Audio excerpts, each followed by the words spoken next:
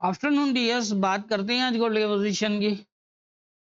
आज वीक का पहला दिन है और मेरी दुआ है कि ये वीक हम सबके लिए प्रॉफिटेबल साबित हो। पहले हम अपनी पिछले जो वीक के फ्राइडे की एनालाइज थी उसको देख लेते हैं और उसके बाद देखेंगे कि आज के इम्पोर्टेंट एरियाज क्या होंगे। और हर एनालाइज का रिव्यू बताने का जो मेन मकसद होता है वो यही होता है कि किस तरह से एनालाइज की गई थी, क्या बताया गया था, किस तरह से क्लोज देखना था और किस तरह से हमारा मेथड काम करता है, किस तरह लेवल के ऊपर जो है वो काम करता है। ये चीज़ें सारी सीखने को आपको मिले, इसलिए रिव्यू जो है वो मैं बताता हूँ। तो पिछले वीक जो हमने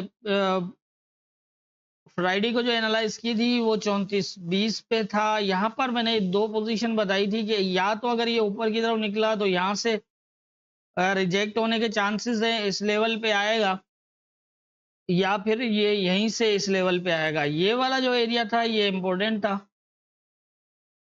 आप यहाँ देख सकते हैं कि ये अगर ब्रेक होता है तो फिर सेल की तरफ ये पहले इसको रीटेस्ट करेगा और यहाँ से नीचे आएगा, और अगर इस एरिया को स्टे करता है तो यहाँ से जो है वो ऊपर जाने के चांसेस होंगे। और यहाँ पर यही था कि ये वाला लेवल जो है वो इम्पोर्टेंट था।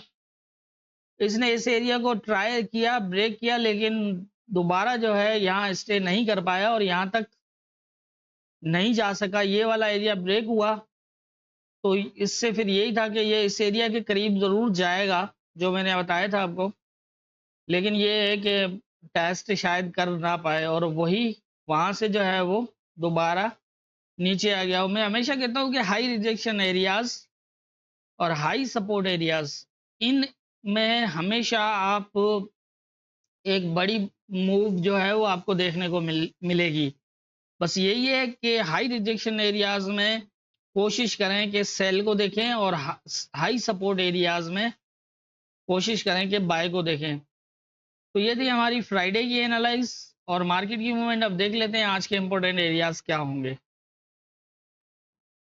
आज के इंपॉर्टेंट एरियाज की अगर हम बात करें तो इस टाइम कंडीशन ये है कि वही जो प्रीवियस लेवल था, प्रॉपर टेस्टेड सपोर्ट बनी थी, अभी भी उस एरिया के बिल्कुल करीब यहाँ पर दो बुलिश और एक बेरिश लगा के स्टे कर रहा है। इससे यही लग रहा है कि ये यहाँ से जो है वो या तो ये सीधा जा सकता है, या ये अगर नीचे आता है तो ये दोबारा अब सपोर्ट बनाएगा। अगर इसके नीचे देखें तो दो बेरिश हैं और एक बुलिश है, उसके बाद ये नीचे आया है एक बेरिश एक बुलिश। तो चांसेस हैं कि ये एरिया भी ब्रेक हो जाए। अगर ये ब्रेक होता है तो ये वाला एरिया इंपॉर्टेंट होगा अब,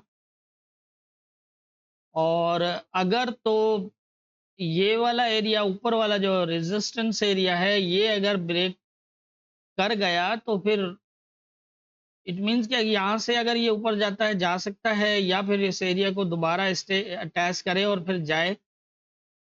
यहाँ पर पोजीशन ऐसी है कि ये भी हो सकता है कि इसको ये जो है वो ब्रेक करे फिर नीचे भी आ सकता है, लेकिन अगर ये फास्ट ब्रेक करता है क्योंकि ऑलरेडी ब्रेक है तो ये सीधा यहाँ तक जा सकता है। ये एरिया भी ब्रेक जो है वो किया हुआ है, तो ये अगर इसके ऊपर M30 का भी क्लोज करता है या H1 का क्लोज करता है, H1 का अगर देखें तो ज़्यादा बेहतर है, तो ये दोबारा इस एरिया को 34-40 के आसपास और फिर यहाँ से जो है वो ये पोजीशन बनेगी बाइंग के लिए।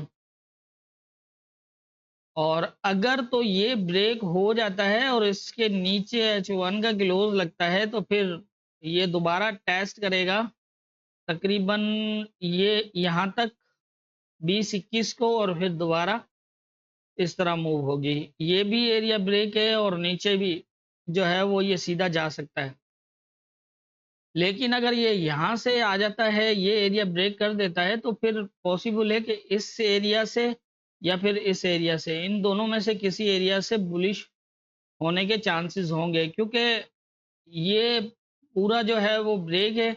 इसके अंदर पूरा जोन ब्रेक नहीं कर पाया लेकिन इसके अंदर क्लोज लगे हुए हैं, तो ये है कि इस एरिया को टेस्ट करने की कोशिश करेगा। लेकिन अगर ये भी अगर पूरा ब्रेक करता है, दोबारा ऊपर चला जाता है, तो फिर यहाँ से हो सकता है कि ये एक लंबी सेलिंग करे, और ये सीधा भी आ सकता है क्योंकि ये ब्रेक है, ये ऊपर ब्रेक है नीचे भी ब्रेक है, ये वाला सबसे इम्पोर्टेंट एरिया रहेगा। इस एरिया से अगर सपोर्ट बनती है तो ये दोबारा फिर जो है वो ऊपर कम से कम यहाँ तक तो इजीली आ जाएगा। ये होगा इस तरह से, क्योंकि अगर तो ये रिटेस्ट करता है यहाँ से प्रॉपर, अगर ये ब्रेक ना कर पाया तो फिर आ जाएगा यहाँ तक, इसको ब्रेक करके गया तो। लेकिन अगर इसी एरिया को स्टे करता है, फिलहाल पोजीशन तो ऐसी लग रही है, ये इस एरिया को शायद स्टे कर जाए, क्योंकि ब्रेक करना होता तो फास्ट ब्रेक कर देता। लेकिन ये इसके पास आके दो बुलिश एक बेरिश लगा के यहाँ स्टे कर रहा है, तो ये एरिया इंपॉर्टेंट रहेगा। अगर इसको शेडो ब्रेक भी करके जाता है तो फिर यहाँ से रिजेक्ट होने के चांसेस होंगे। मतलब ये है कि अगर ये ब्रेक हो जाता है शेडो, लेकिन क्लोज ना लगा पाए नीचे, तो ये फिर यहाँ से दोबारा रिजेक्ट हो सकता है, यहाँ से इस तरह, क्योंकि यही अभी इम्पोर्टेंट एरिया है 3407 से 4 का, यही डिसाइड करेगा कि मार्केट किस तरफ जा सकती है। अब देखें अगर इसके नीचे क्लोज लगता है तो फिर ये इस एरिया को 20 को टेस्ट करके नीचे की तरफ मूव करेगा। अगर तो ये इस एरिया को शेडो लगा देता है, पूरा जोन शेडो ब्रेक कर देता है जिस तरह ये किया, यहाँ पर नहीं, ये तो ऐसा है कि अगर इस कंडीशन में भी अगर वो करके और ऊपर निकलता है तो फिर यहाँ से रिजेक्ट होने के चांसेस होंगे, फर्स्ट टारगेट और सेकंड टारगेट। लेकिन अगर ये पूरा ब्रेक करता है, H1 का क्लोज लग जाता है इसके नीचे, तो फिर मैंने आपको बता दिया कि ये 31 34 20 21 से इस तरह की पोजीशन बनेगी। तो मेरे ख्याल से जितनी मेरी समझ है उसके हिसाब से मुझे यही लग रहा है, बाकी होना क्या है ये तो ऊपर वाला बेहतर जानता है। दुआओं में